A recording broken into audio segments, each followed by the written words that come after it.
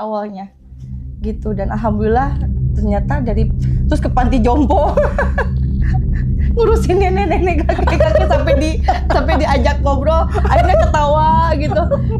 Teteh sih yang awalnya nyuruh ke panti jompo, aku kan awalnya nggak pernah ke panti jompo. Pas kata teteh coba deh Cina, ini memang ya amazing ya, dari awalnya itu kayak kalau ke panti jompo jarang orang sentuh, mungkin karena buat apa sih ke nenek kakek. Iya, kayak males gitu kan. Iya, semua orang. Mending aku tolong dong kasihkan ke sana gitu ya. Datang sendiri. Iya. Memang dari awalnya juga rata-rata luar biasa gitu. Pas ke sana juga kakek nenek tuh ya memang kadang-kadang kalau yang udah posisi panti jomponya yang kurang mampu tuh udah pasti bau macam-macam. Iya. Mungkin dari situ orang males. Mereka itu kan orang-orang yang kesepian, Mas. Kan orang-orang banyak yang terbuang gitu loh. Iya. Jadi aku mikirnya gini, kenapa sih aku mau merelakan waktu, pikiran, tenaga ke panti jompo? Simple, Mas. Orang-orang di panti jompo rata-rata umurnya 80-90 tahun, udah deket mau meninggal. Pikiran aku simple, semoga di akhir hidup dia ada yang dia bisa kenang gitu. Iya banget. Bahwa ada seseorang yang merhatiin dia, ada seseorang yang sayang sama dia, ada seseorang yang nemenin dia ngomong. Biar pada saat dia meninggal tuh indah gitu kenangannya. Iya. Sesimpel itu. Jadi kalau aku ke panti jompo itu, nenek-nenek panti jompo aku ajak ke salon, Mas. Aku muliakan, aku ajak krimbat, aku ajak sampai diculik. Aku izin bawa mereka ke salon. Dikrimbat. Enggak, kita Krimbat, pedikur, mendikur. Enggak, dia bilang gini, Feby ini aku udah meninggal, udah ada di surga atau aku masih ada? Iya benar. Kok kamu kayak ngajak aku ke surga? Aku seumur hidup gak pernah ngerasain salon gitu. Terus karena itu kebahagiaannya luar biasa. Aku nggak bisa mengungkapkan dengan kata-kata. Memberikan kesempatan seseorang yang sebentar lagi mau dipanggil, tapi memunculkan kebahagiaan di hati mereka. Bentar, sebelum ke Teh Tina nih. Iya. Ini penting nih, ini ide bagus deh kayaknya. Aku tuh juga dulu, aku ngebayangin kapan-kapan aku akan ajak Teteh keliling penjara gitu. Oke, lapas. Ya. Oh, Teh mau nggak sesekali kita kunjung ke penjara? Mau banget teman-teman. Ayo. Silakan ada yang mau Mereka yang kesepian. Dan Iya. perlu motivasi. Iya, perlu Sangat perlu banget itu. Lanjut Teh. Gimana Teh? Iya, dalam kehidupan ini yang bisa kita delivery tanpa uang itu kan cinta dan kebahagiaan bisa kita bagi, ya nggak? Dan kalau aku boleh jujur ya, aku berteman sama Lina itu udah 20 tahun lebih dalam posisi yang bukan kayak sekarang. Dalam posisi yang kita sama-sama susah. Wah, ada uang 100.000, Lin punya uang nggak nih buat kamu 50, buat aku 50. Atau dia kadang, Teh punya uang, tiba-tiba transfer gitu. Itu tuh, itu tuh indah banget gitu. Atau kalau Lina lagi di mana, Lina itu villa daripada ini sewain aja, kamu nginep di aku gitu. Atau kebalikannya kayak gitu. Karena kita udah sama satu rasa di adik-adik yatim itu. Dan Lina ini extraordinary, Mas Hendra. Itu dia bisa ya, pada saat titik terendah dalam kehidupan aku, dia ngajak ke supermarket, dia belanja ini itu, Teteh belanja aja. Dan semua bilnya dia yang bayar. belum sebenarnya. Kayaknya aku nggak bisa ketemu teman lain seindah dia deh. Sama. Aku sampai Makanya aduh ya Allah gak bisa berkata-kata.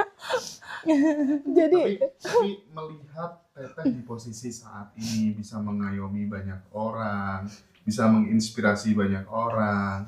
Dari apa yang ditabur Teteh dari dulu itu sangat pantas ya Teh Lina ya. Sangat. Jadi waktu dari dulu tuh kan kayak namanya kita kan suka up and down ya dalam rumah kehidupan. ngontrak.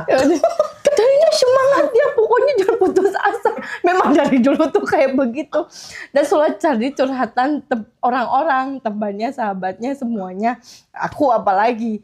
Terus udah gitu kan kita ada buka yayasan bareng kan sama koperasi bareng namanya Lumbung Indonesia. Di sini bercetusnya Bantuin bareng-bareng. UMKM Kita apa jualan. ya namanya bantuin UMKM. Jualan waktu Covid ya. Masa COVID itu Iya. loh, teman-teman Kita pada apa jatuh ya di teh PHK. namanya gitu, apa kan gimana lumbung iya lumbung Indonesia gitu kan. Ya udah kita bikin yayasan koperasi untuk menaungi di sini Covid tuh kan orang kosong ya pikir udah ngumpulin aja semua, jadi orang lagi lockdown itu semua aku ngumpulin di sini UMKM, kita bareng Ada jualan semangati apa? sok jualan apa sini dijualin semuanya gitu. Alhamdulillah mereka yang tadinya mungkin nggak bisa makan. Terus juga ada yang memang putus asa, dia kan hanya jualan gorengan pas waktu itu tidak boleh. Jadi kita akhirnya memasarkan lewat grup-grup kayak organisasi lembaga gitu kan. Aku bilang teh ya udah teh kita coba bina UMKM sampai dari Teteh tuh bantu dari orang yang benar-benar dia Nggak bisa. produknya juga jangan kayak gini kata Teteh packingnya itu supaya menarik tuh begini. Dan Teteh Enggak, dari dulu ekspresif gitu ya. kayak gitu. Jadi kalau gitu teh nggak boleh begini, harus begini nanti pasti sukses. Dia bilang, oh tapi channel nggak ada modal berapa itu kan.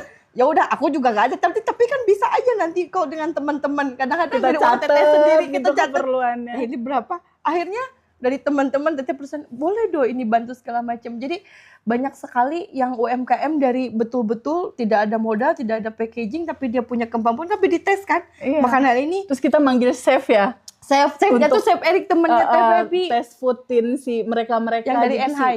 Produknya tuh dibikin layak. Kalau Lina tuh punya jaringan tanpa batas deh.